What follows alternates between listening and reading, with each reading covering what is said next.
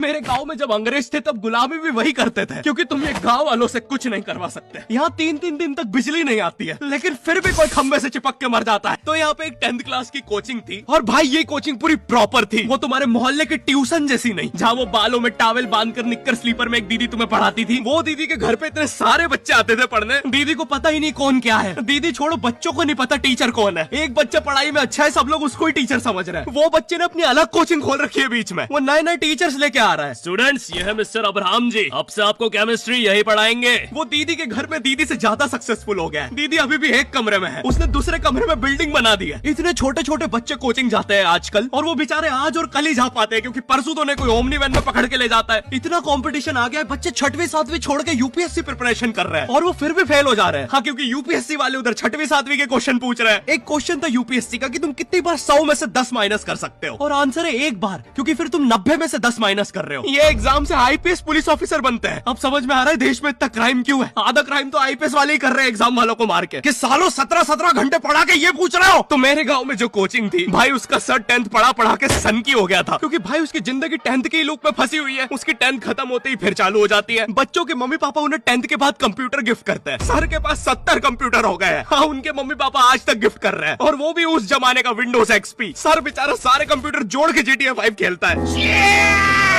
Sir इतना 10th class में है, वो कोचिंग के बाद अपनी ही कोचिंग की लड़कियों के सामने बाइक से स्टंट मार रहा होता है। देख कोमल, राज ने तो सबको पीठ पे कुत्ते मारे हैं, तू कोई नई नहीं है। शबाक, पीठ पे कुत्ते मारने वाला राज।